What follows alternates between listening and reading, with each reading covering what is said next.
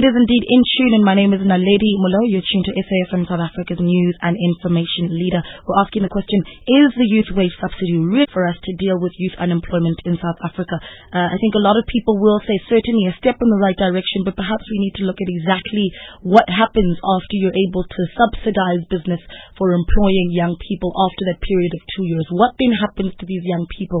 And for those that are opposed to the idea of the youth wage subsidy, what then is the alternative that we should have been exploring? Give us a call on 0891 104 207. That's 0891 104 207. And you can also SMS me on 34701. Tweet me at Naledi Muleo. Muleo spelled Moleo. Manda, your response to that question? Alternatives perhaps that we should have explored? It's simple, Naledi. We will take just good example from our neighboring countries. Despite the setbacks they've encountered in the past years, i.e. Mozambique and Zimbabwe. Currently, we are reliant on those brothers and sisters in terms of skills, technical and even ICT and IT.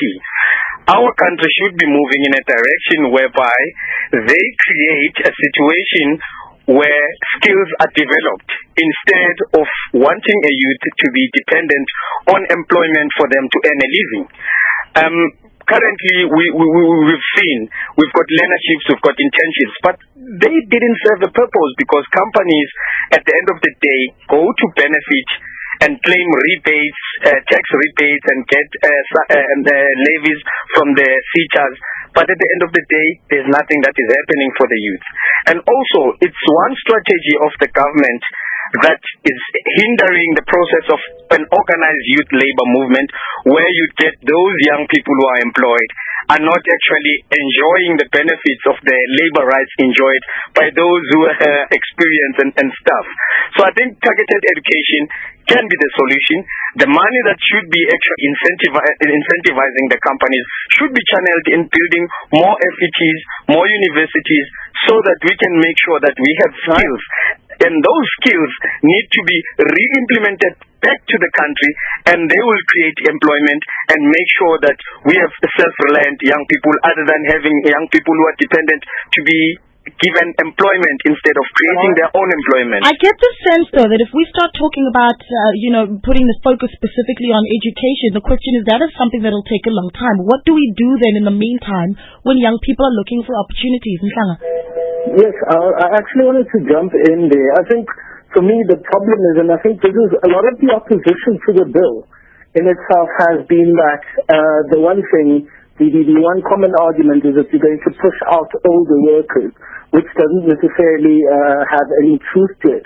But secondly, and I think this is the argument that my leader comes up with as well, question of skills. And I think for me is that the bill in itself, or the act in itself, is not necessarily mutually exclusive to other efforts of ensuring that young people are skilled that are going to come up into the jobs market. But for me, the issue is the immediate nature of youth unemployment at present.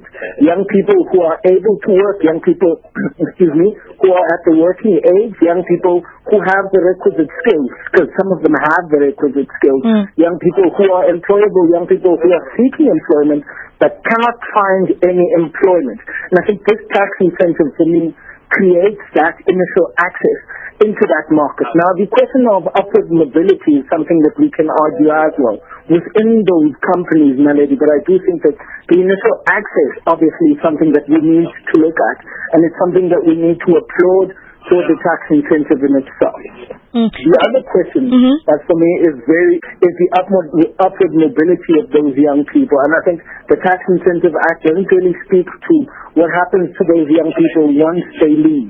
That is a big criticism that I have of the act itself. All right. I want to hear your views. Give me a call on 0891 104 207. That's 0891 104 207, and you can SMS me on 34701. That's 34701. We're asking the question, is the youth wage subsidy really the way to deal with youth unemployment in South Africa? Just this week, President Jacob Zuma signing the youth wage subsidy, formerly called the Employment Tax Incentive Act. And I want to hear your thoughts. 0891 104 207 and SMS me on 34701. We have Michael in Kempton Park on the line. Michael, thanks for calling. Michael, good afternoon. and who are not even recorded. Yes. Michael, are you there? Unemployed. Michael? Hello? Yes. Okay, I think you've already speak to us. I was talking to the interim person. Yeah, now, lady, I just want to know to your panel there, how is unemployment measured? Because there are so many people who are employed, who are not registered as employees by the employers, and some of them are in the informal sector. Some of them are not even recorded at all. But some people are really. I know there is a visibility of unemployed people in the streets, especially here in Joburg and around Kenton Park. But I just want to know how accurate are the figures that there's so many 24 odd numbers of people who are unemployed. All right. Thanks for that one, Michael. I'm not sure if our guests are able to answer that question, but I think perhaps you're able to share some thoughts. Mhlanganisi? I think Michael is asking a valid question. If I would answer that question, that those who are recorded as unemployed, maybe it's those who have been employed before and got retrenched or something, but there's no actually an accurate formula to measure unemployment. For instance, if you would get a student coming out of matric, by next year they would stay unemployed without any education going forward. They are not on the stats that they are unemployed unless there's a research that is being done. But answering the question again, that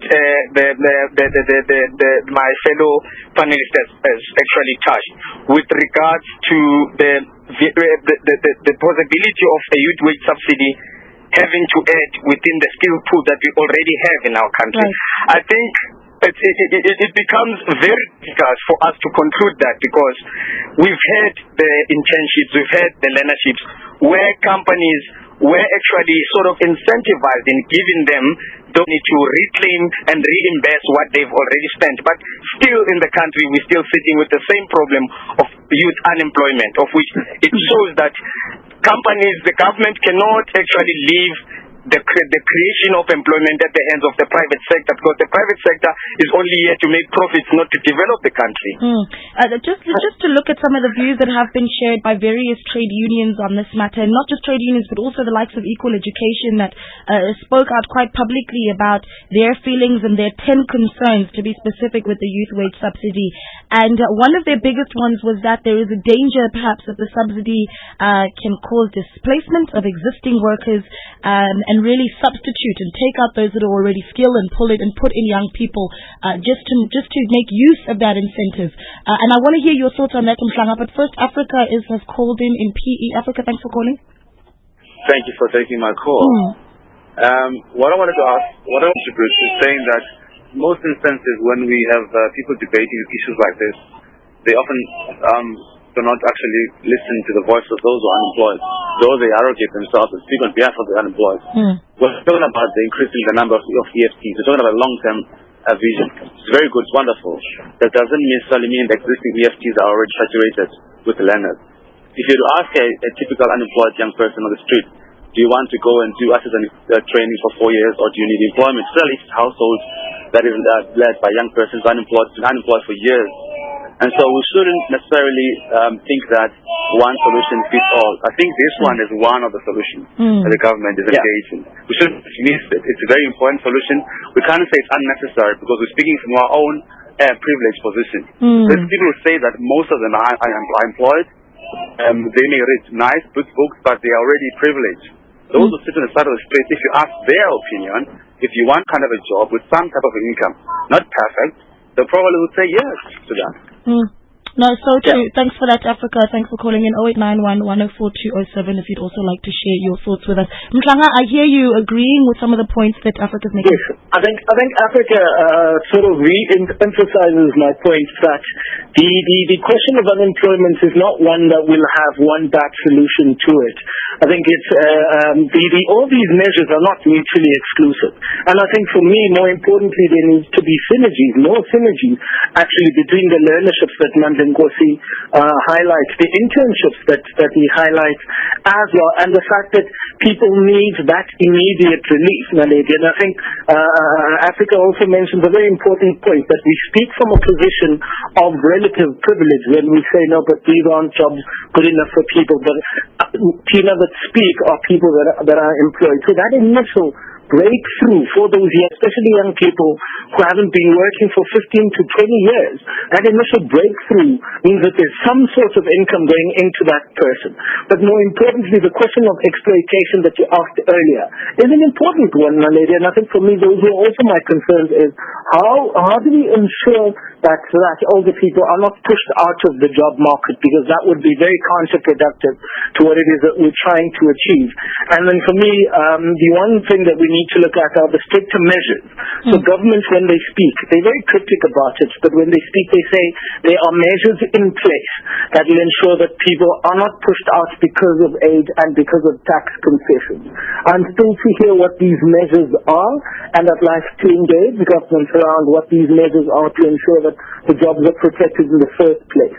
But also for me, Naledi, the one concern that I have with the act in itself, and in fact the sort of everyone's act as the solution to our youth unemployment problem, is that we need to look at how this runs parallel to creating an economic space where young people can start their own business. I think for me the big culture of creating employees in this country is a very dangerous one, especially if you're paying big corporate companies, or at least if you're giving big corporate companies tax breaks to employ people, and you're not creating a space that ensures that young people can actually have viable enterprises in this economic space that you have as a government. So that balancing act, but for me, nothing is mutually exclusive, and I think we should look at how we run synergies between these different efforts that are aimed at challenging the unemployment question in the country. All right, let me just take a look at a few SMSs that have come in. Gavin says, Naledi, give a man a fish and he lives for a day. Teach him how to fish and he'll live for many more. No, the subsidy is not the way to go. Put all the money into developing skills so they can fish for themselves and contribute to the economy. It's an absolute no-brainer. Small in KZN says, yes, it's a step in the right direction. The only thing is that we need to ensure that loopholes that might be used by companies to exploit the youth must be closed, and proper evaluation and monitoring strategies must be put in place, and it will work. Mujarmani says they should have created jobs, not the youth wage subsidy at all. Paseka Makoti says it will be a travesty of justice for the ANC and DA youth wage seeker to discriminate us on age and render all poor adults unemployable. So those are some of the thoughts that are coming in. You can also send your SMSs to 34701. That's 34701. So a range of the thoughts that are coming in there from my SMSs, and I think at the end of the day, it does come to the perspective that you're looking at it from. Africa saying earlier, if you are a young person that has no access to opportunity, and you're told, would you like to go and study for 4 years, or would you like a job? The answer will always be a job. So what are the answers for that young person? I'll take one more call, 0891 104 207. Mhlanganisi, perhaps some thoughts from you before we let you go. Yeah, Naledi, again, the question of replacement of the experienced workers and the old workers, I think that issue should not be taken lightly. At some point, I was employed and I was responsible for skills development, and I've seen how private corporates would use this opportunity to make sure that they increase the production at a very low cost, where currently the person, the youth that is employed, has no skills, has to be trained by those experienced. But at the end of the day, the production carries on without them having to actually lose the cost that they would pay to experienced people. Of which, this is what the current government has, and for so many years it has been happening that as even from the labor movement, we've encountered this, that most of the companies, they're not implementing such huge subsidies and all these type of acts that they implement for the purpose of developing skills. It's for the purpose of attracting more investors to invest in a country where there's cheap labor at a low cost. So I think it's very misdirective to say the companies and the youth wage subsidy that has been passed is actually in the right direction, of which it's in a right direction, not for the people, but for the business and for the government. Again, talking about the question of 4 years of studying and just needing immediate employment.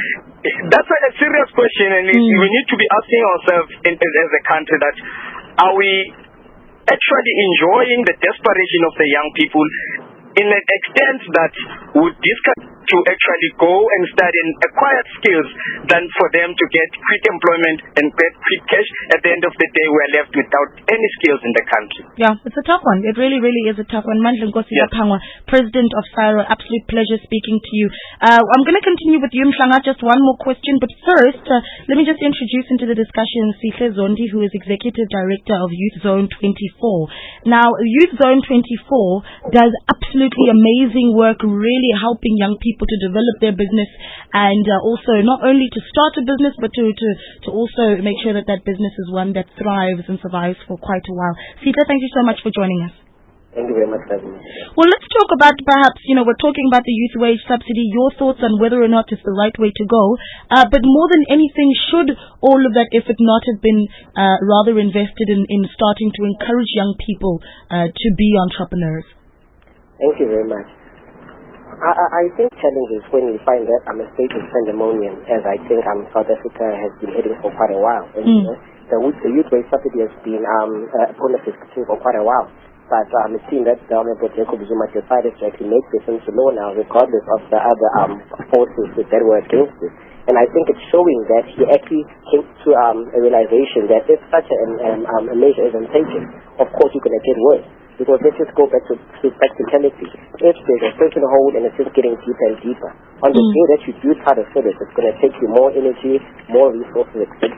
So for him to put this into place, I can say that it is a strategic move. Of course, he also even for the election.